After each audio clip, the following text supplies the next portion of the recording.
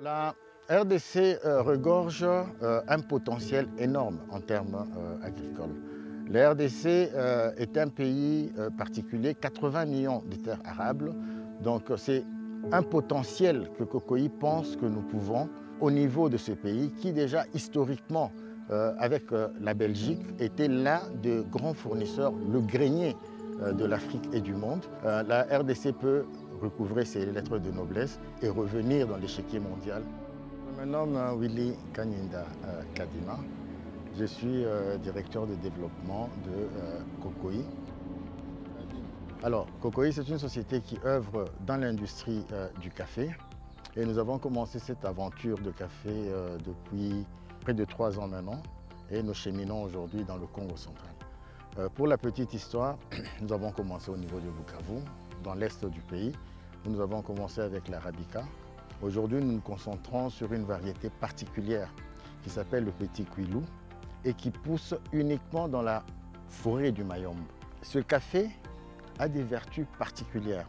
Dans tous les salons mondiaux, quand ce café est goûté par des experts internationaux, ils se rendent compte qu'il a un goût et des vertus qui sont uniques. Par rapport à notre approche, nous pensons que ce potentiel de café peut être capté au niveau de la province du Congo central et particulièrement du territoire de Lukula et refaire ce que nous avons déjà fait dans l'histoire, c'est-à-dire redevenir un grand pourvoyeur en termes de matières agricoles et notamment le café. Donc c'est un grand projet qui est un projet intégrateur, qui est un projet qui vise à rajouter de la valeur à ce que nous sommes en train de faire.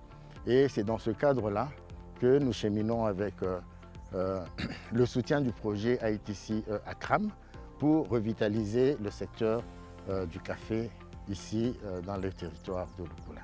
Notre impact est réel sur les communautés avec lesquelles nous travaillons. Juste pour donner un exemple, nous avons touché près de 3000 planteurs l'année passée et nous comptons doubler ce chiffre ou le tripler même l'année qui vient. L'année passée, nous avons connu 2 défis essentiels en termes de production et d'exportation de café. Je crois que le premier défi, c'est un défi qui est de nature logistique.